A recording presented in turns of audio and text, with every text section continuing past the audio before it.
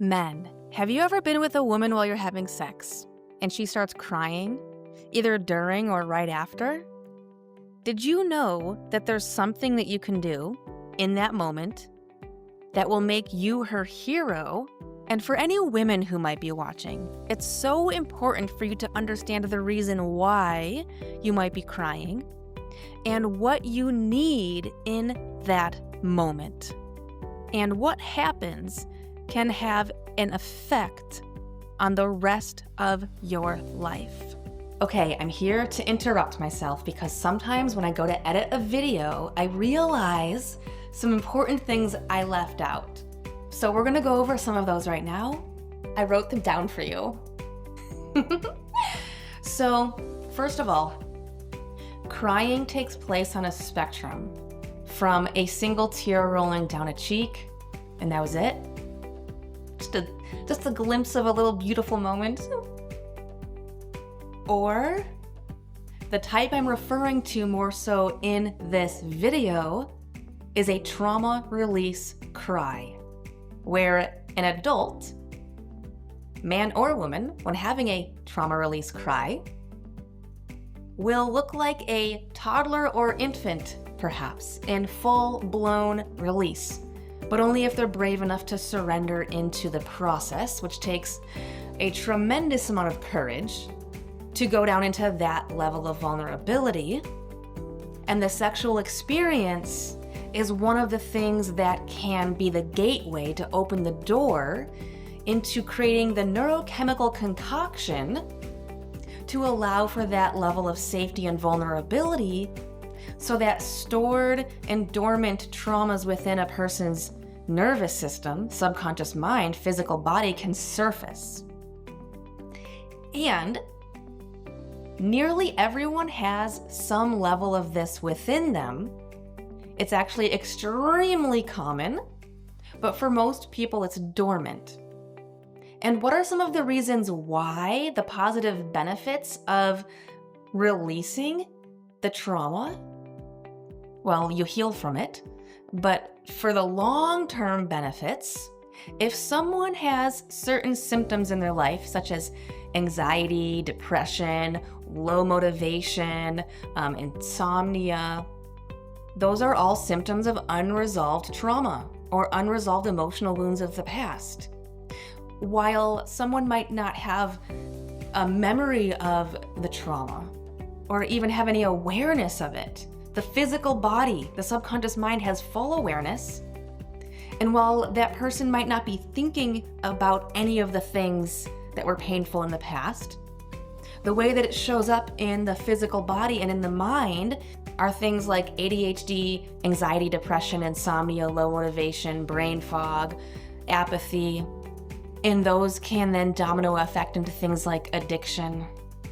So those symptoms get to go away, or at least not show up as much, when someone gets to fully cry and release it. You gotta feel it to heal it. You gotta feel it to heal it. And you, as a man who is experiencing a woman who is crying in your presence during the sexual experience, is because she has unresolved emotional wounds of the past to heal from. And you have created the perfect conditions for her body to surrender into the release of that trauma. But how you show up determines everything.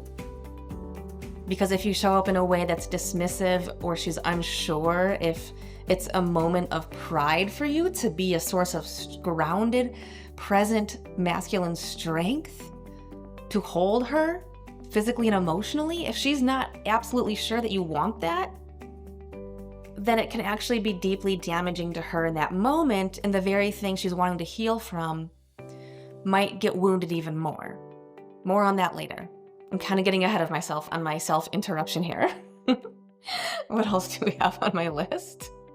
I'm gonna give you 3 very specific lines, sentences that you can say in the exact moment that will be the most healing thing for her. That will, she will see you as a hero, as a protector. They're not the only things you can say, and you can say them in your own way. But let the message be the same. You will want this information. I'm also going to share a secret with you that will make you in the top % of men who can perform sexually with a partner, regardless of whether she's crying or not. Usually it will be used in a context when she's not, but this will really come in handy if she happens to cry and have a trauma release with you in her presence.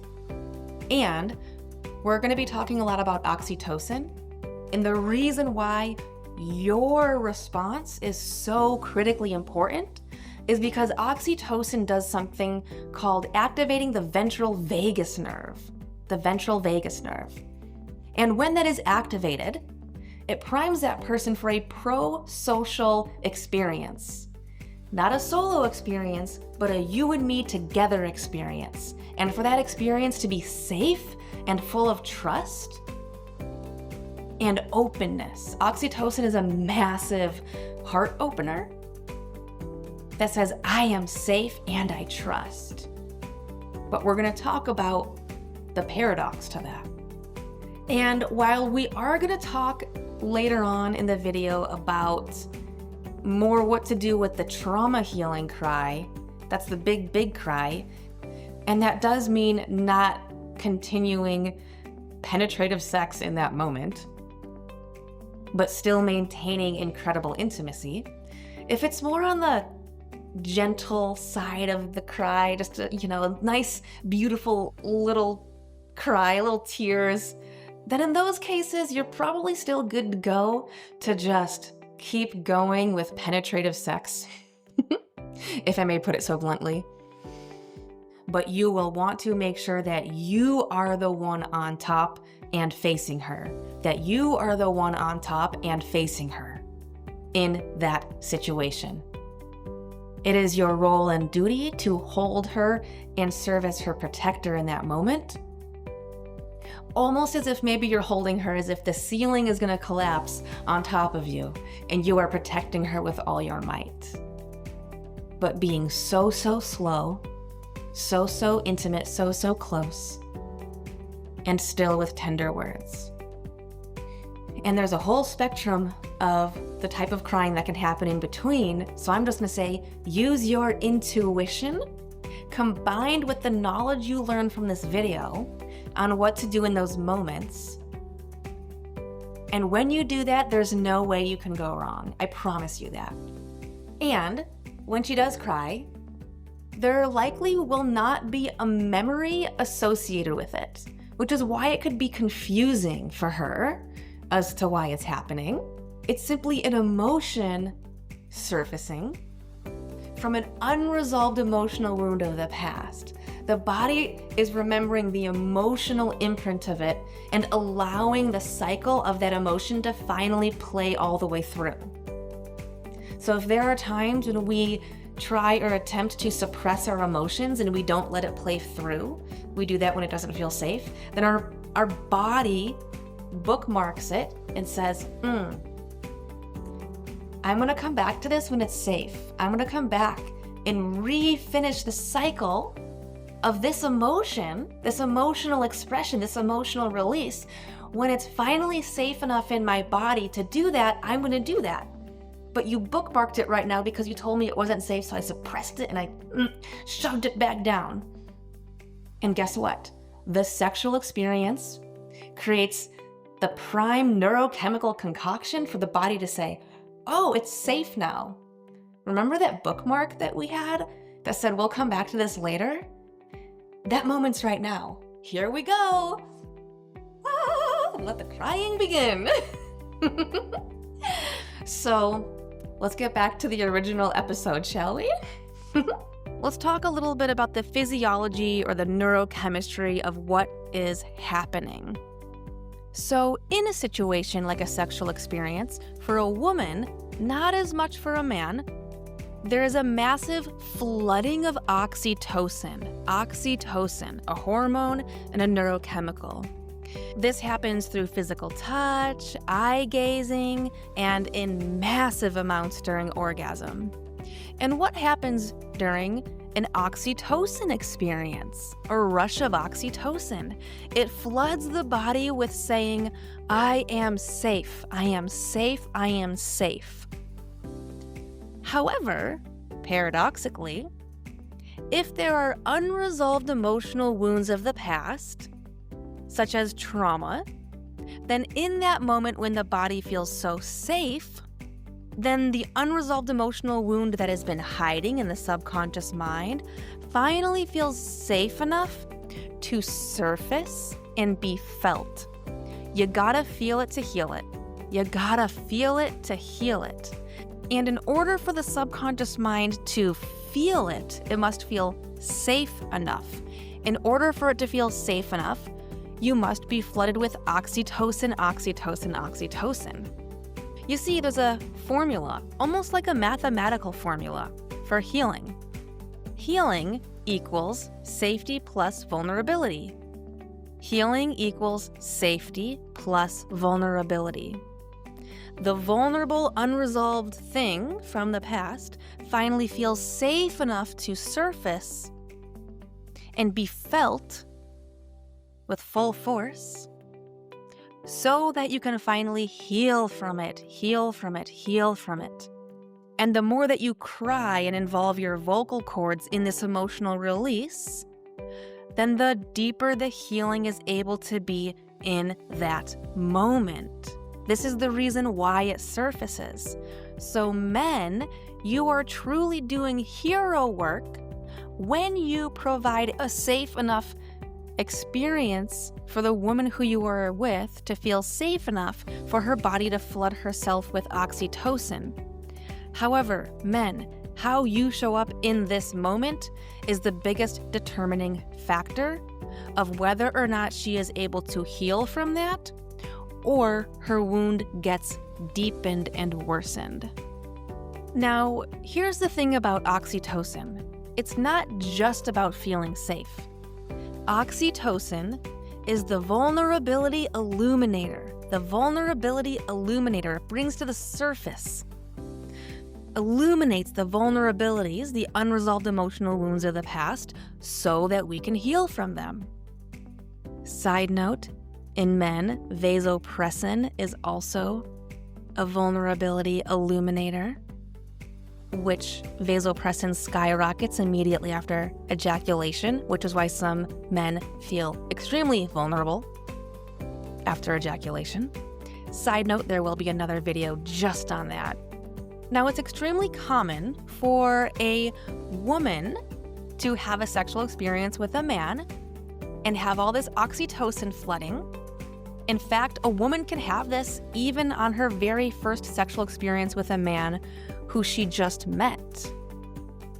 But the danger of that is she hasn't spent enough time with him yet to have the discernment to know if he's safe and trustworthy, which means it's not actually a safe situation for her to bring a trauma to the surface or unresolved emotional wounds of the past.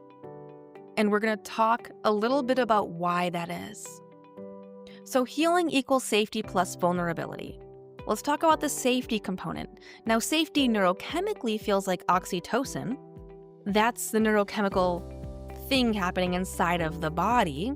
But what does it look like when safety is being provided from the outside? So you as a man, when you are truly providing safety and protection, safety and protection, safety and protection. Because the list I'm about to give you is what you must show up with. In the moment when she begins crying, so that she has trust in the situation, so that she can trust you to hold space for her to feel it and heal it while she cries. If you do this the right way, this is going to be one of the deepest, quickest, and most incredibly powerful ways that any woman can heal from even the deepest traumas and PTSD. You can be her hero through a pleasurable experience in helping her to heal from these things. And this is how you must show up. You must be the vessel to provide the container of healing that she needs. what does that look like? And if you have your own unresolved trauma to heal from, this is probably going to be challenging for you. Especially if you have any unresolved addictions, this will be extra challenging for you. You cannot be the full vessel that she needs if you have any addiction in your life and unresolved emotional trauma. You might be able to be a partial vessel, which is better than a non-vessel. Vessel meaning like the container. You are going to be able to physically hold her and emotionally hold space. This means that you're showing up with a grounded masculine presence. This means you have attunement.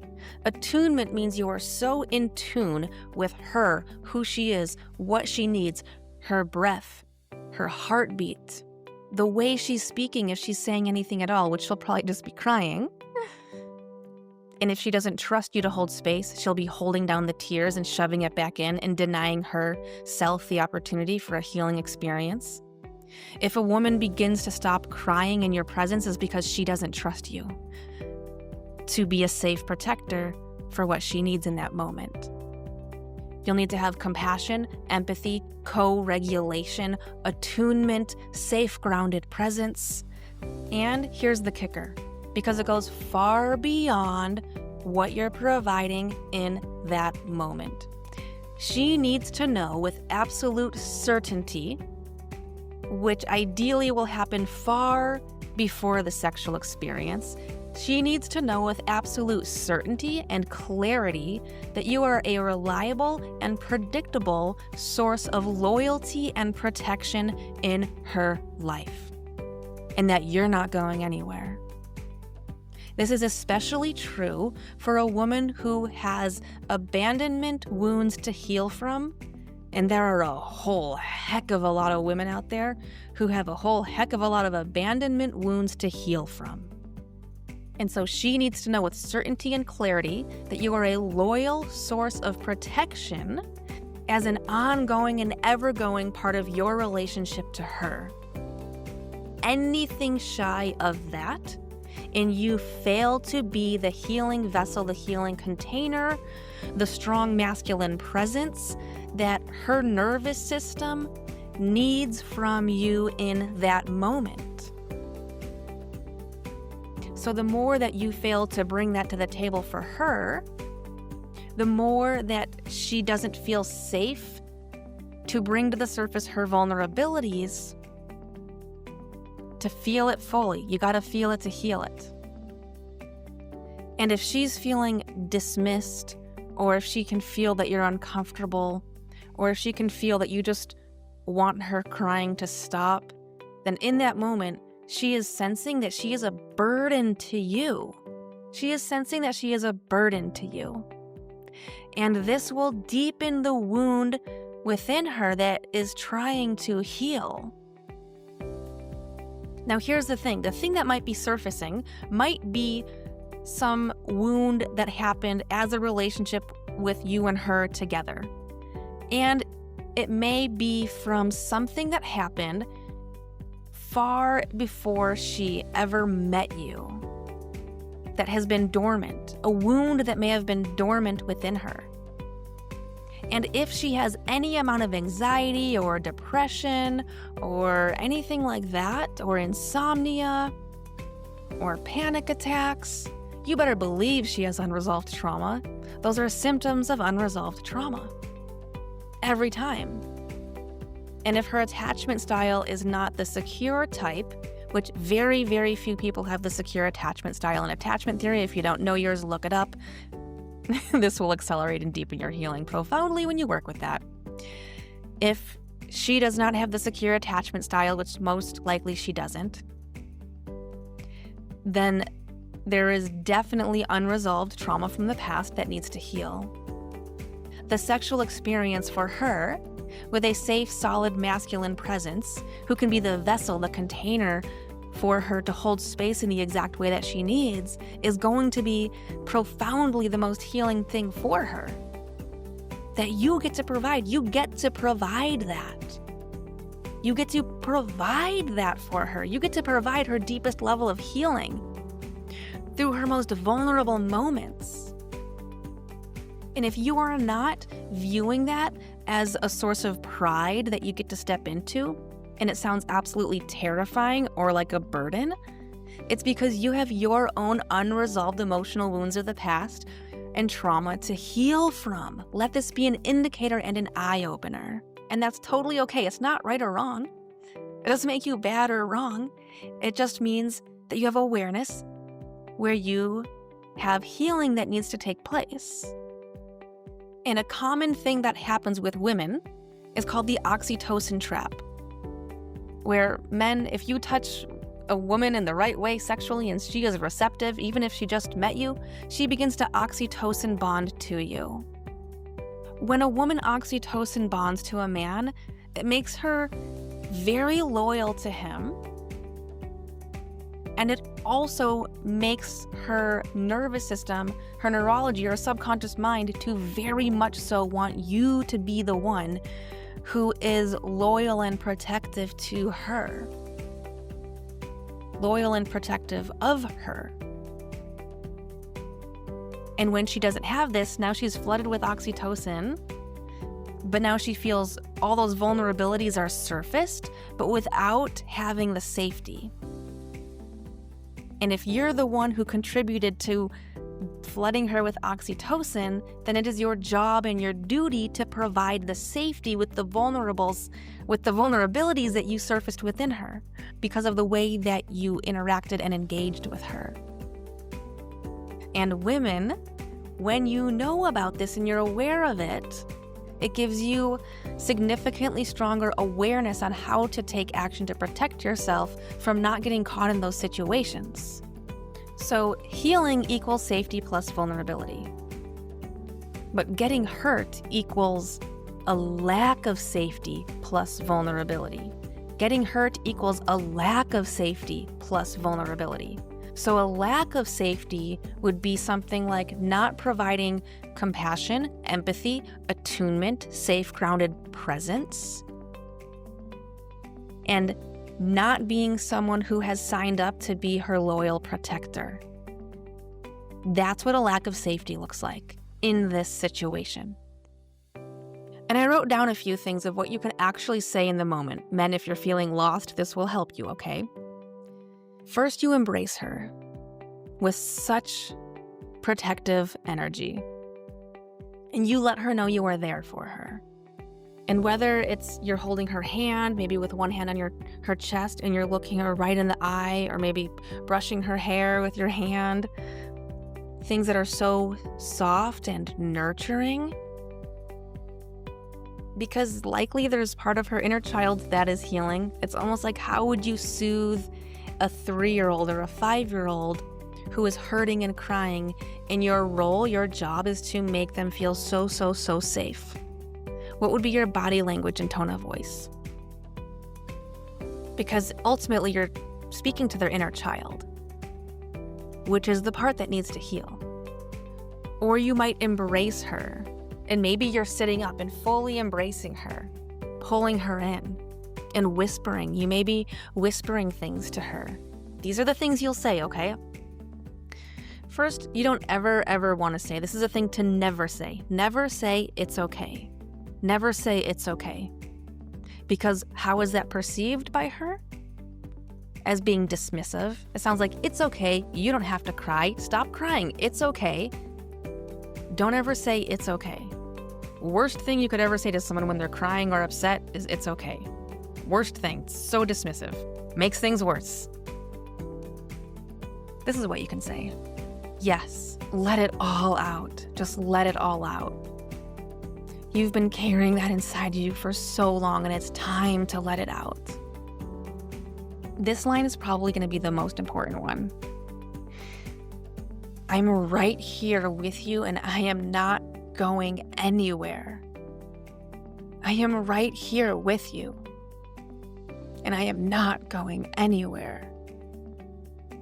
This will be particularly important for the women who have had abandonment wounds. This is particularly important for the women who have had abandonment wounds. and women who have been oxytocin bonded to men, but the men have not been vasopressin bonded back to her. Watch my previous 2 videos if you don't know what I'm talking about there. Critically important. I'm right here with you and I am not going anywhere. Now, this is true for the moment, right there in that moment, but it's also equally true that you mean this fully, wholly, and completely with how you show up in the relationship. That you are protective and loyal and reliable, and all of that is predictable. So the most important thing to say, I'm right here with you and I am not going anywhere. Do not say that if you don't mean it. Do not say that if you don't mean it. And women, if you are choosing to have sex with a man before he is vasopressin bonded to you, before he has made it known with clarity and certainty that he will be your loyal protector, then just know you are setting yourself up to deepen the wounding within you if you choose to have sex with him. These are neurobiological non-negotiables. This has nothing to do with morals, but you can use the neurobiology to support your morals if that's what's important to you.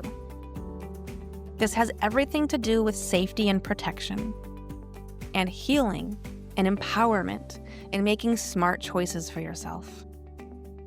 Another thing you can say, men, is, you're so brave, and I am right here with you. Reiterate, I am right here with you. For someone who has the abandonment wound, they have likely felt extremely alone their entire life. I cannot tell you how true it is that these words will be so deeply healing to her when she has a crying emotional release during the sexual experience. And the best way for you to do this, men, is to learn the art and the pleasure of non-ejaculatory male orgasms, which are more pleasurable, last a whole heck of a lot longer. Some men have gone 20, 30 minutes of being in ecstasy orgasm, which your body is naturally designed and meant to do and is fully capable. And it will make you the top 1% of lovers who exist in the world, men. I'll put some links below to some of the men who are coaches who teach this. But here's why it's so important. Because men, if she starts to cry and has an emotional release and she needs you to show up in this way, and you are in mid-lovemaking, all of a sudden maybe you have to pull out and just be present with her, you're going to be sexually frustrated in that moment. The last thing that your subconscious mind feels like doing is showing up to just like now be this emotional available man and stop that sexual pleasure you were just having. So when you're able to first give yourself the pleasure through non-ejaculatory orgasm, there's a couple things that happen. One, you're actually neurochemically going to be now much more set up to provide that criteria of safety. That extreme, grounded, present focus on her. Nothing else in the world exists. You don't dare look at your phone. That attunement, compassion, empathy, solid masculine presence. When you've had the non-ejaculatory male orgasm, you are neurochemically set up to just be so in tune with her. And you will be feeling her and co-regulating with her. And the reason why you don't want it to be post-ejaculation afterwards is, you're just like disconnected. You're like, bye. Not all cases, but you know what I'm talking about. If you have just ejaculated, most men, the last thing that you want to do is just be so totally focused and intent on the woman that you were just with. So the best thing to do, in the way that you get to show up as the hero, provide the strongest masculine presence that she needs, is for you to take the time to learn non-ejaculatory male orgasms. And you can learn them together if you want to. Do not use pornography to help you learn this. Red flag alert. Do not use pornography to help you learn this. It is so much more about physical sensations and less about the visual. Do not use pornography to help you learn this. And your partner or girlfriend or wife or whoever can help you learn this as well. You can learn it together. Let it be fun. And men, if you choose not to learn this, just know that you are putting maximum amount of pleasure on the table that you'll never experience. You want to really experience the full pleasure and intensity that a man is meant to experience in a sexual context, then you will choose to learn non-ejaculatory, full-body male orgasms. It happens to be full body in many cases and last significantly longer.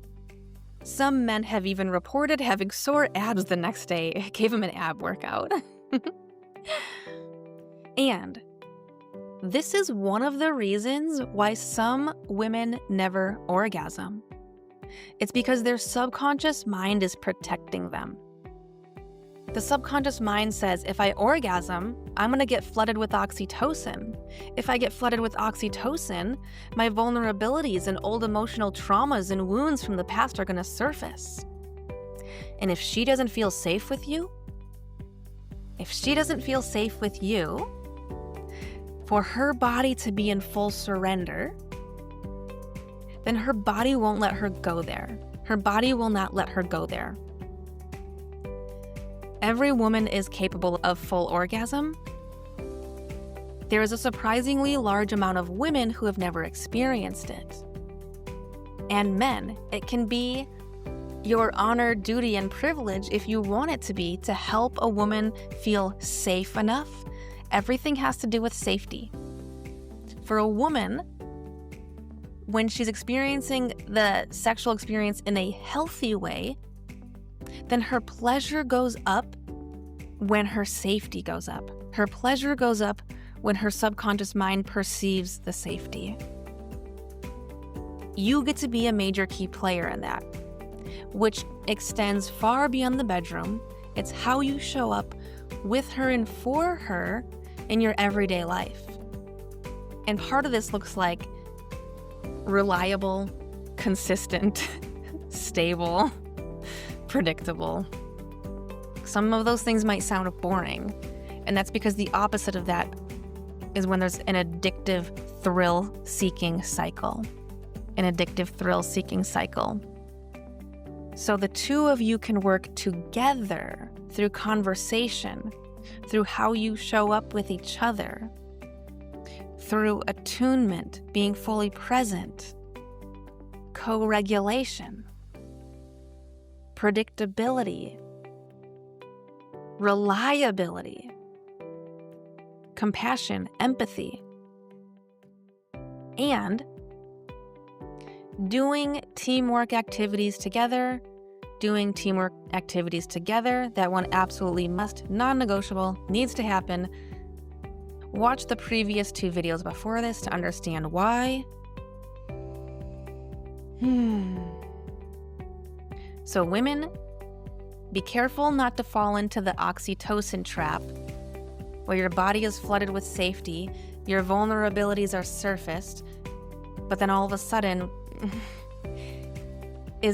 are your vulnerabilities met with safety and protection? Or are they met with something different? Because one will be healing and one will create more pain that you now must need to heal from. And men, ask yourself,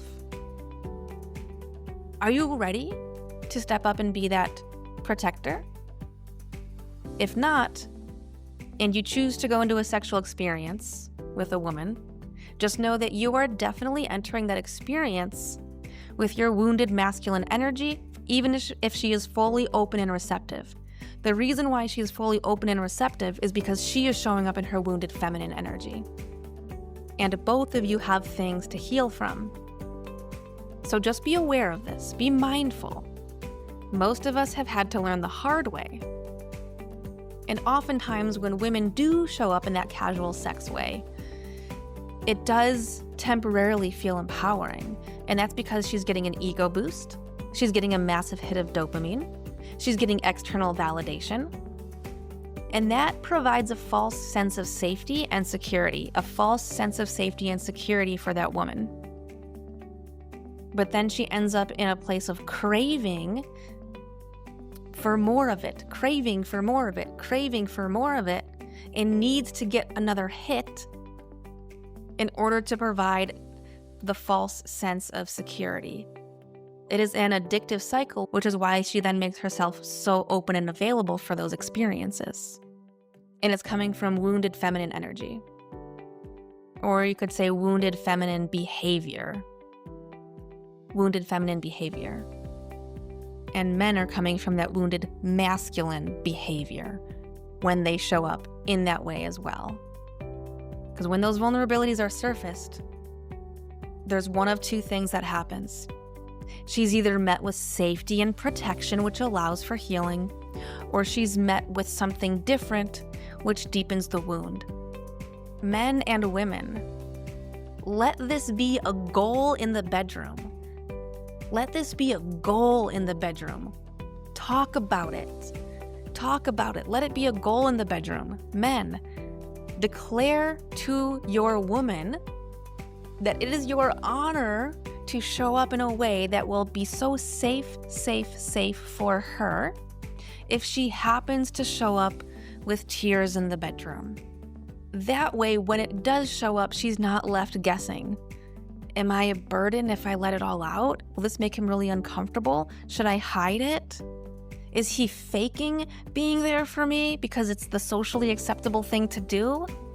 She needs to have all these questions answered with certainty and clarity far before the first tears show up.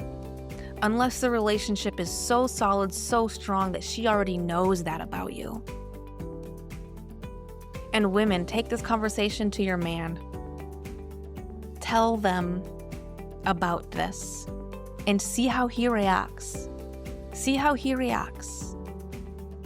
His first initial gut reaction is going to tell you everything about whether it is safe for you to show up in this way with him. I'll tell you what, there are many times when I held back the tears because it straight up wasn't safe. Or there are times that I let the tears out and I was left feeling invisible. That deepens the wounds. That was deepening the very wounds that we're trying to heal. Allow this knowledge to empower you. For some of you, this information might be scary. And I get that. I get it. It's big, right? But it is a tool for healing. This is a healing tool. This is a healing strategy. This is the opportunity to strengthen your bond with another person. Men, this is a way for you to show up with strong, healthy, honorable masculinity. And women, honor yourselves. Do not abandon yourselves by allowing yourselves to show up in a way where you could fall into the oxytocin trap, where the vulnerabilities are surfaced and the wounds begin to deepen because you weren't met with the safety and protection that you needed. Okay, I love you all. Signing off.